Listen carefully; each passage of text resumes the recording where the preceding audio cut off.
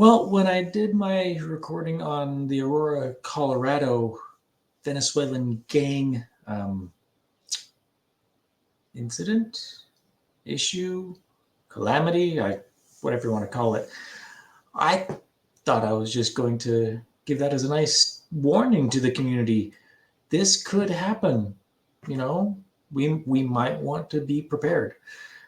A couple hours later, after posting it, I saw some interesting things happening in Utah. Yay! It's coming. Governor Cox has literally made illegals have the ability to get Utah driver's licenses. Now there's 10 to 30 pounds of fentanyl found in a very, very nice area of city. The worst. He is the worst. He won in a very, very weird and particular way against Phil Lyman, who I was rooting for. Phil's great, but he always denied. I mean, I tried to do a confrontation with him and he literally ran away from me. It's hilarious. He's a coward. His whole thing was denying the fact that Utah was what they call a secret sanctuary state, which it is. They don't deport illegals from Utah. They're overrunning homeless shelters, being literally put up in abandoned buildings and getting driver's licenses. But he swore up and down that it wasn't. And then that story came out in all my reporting of every single time I got on a flight from any airport in the country, illegals were on my flight with me. And it just got too big that he couldn't deny. And I was like, oh, Denver's sending them. It's not my fault. So, wow. Governor Cox is. So, yeah, I was unaware that Utah is a sanctuary state and that their current governor, Governor Cox, is just letting them all come in. Just getting plane tickets from New York straight to here.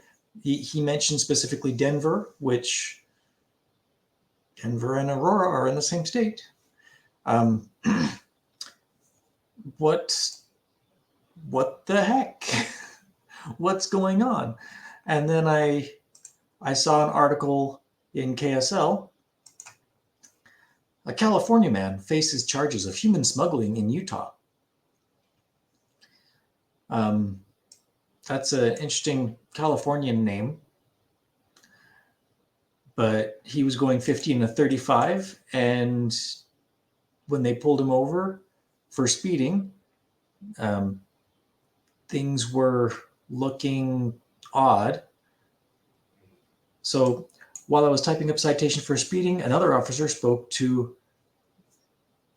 Gerardo, maybe, and a front passenger. They told the officers they were going to Wyoming and then to Washington and Oregon for work.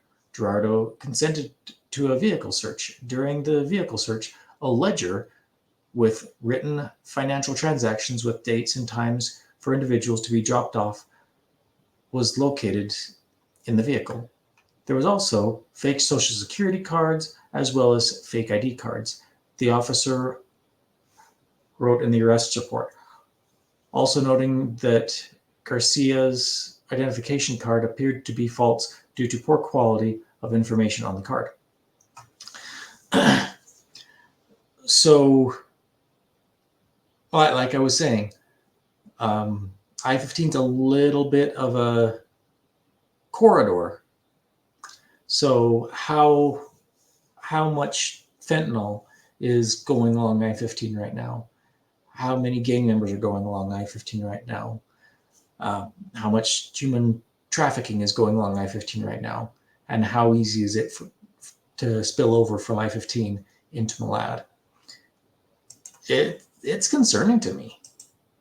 And I don't want to be considered xenophobic or anything like that. I care for all of God's children. However, if God's children are trying to kill me, that is concerning to me. And community cohesion is a lot easier with a community that has a unifying belief. Currently, within Malad, we're predominantly Christian. And of the Christians, predominantly LDS.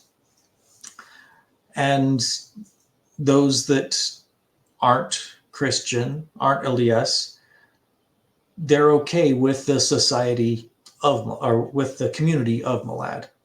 If not, they'd probably be either moving or kicking up a little bit of a fuss of how righteous we try to be.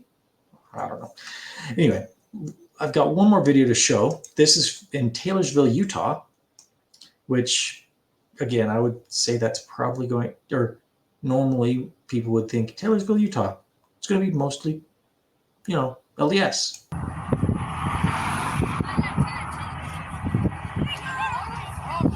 They don't look like that.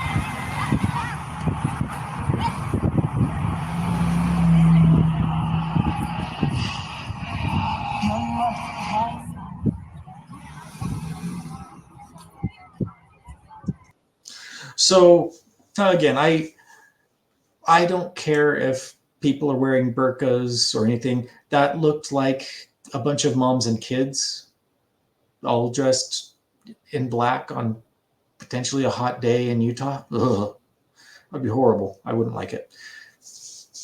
I'm not as concerned with strong families of different religions moving in. However,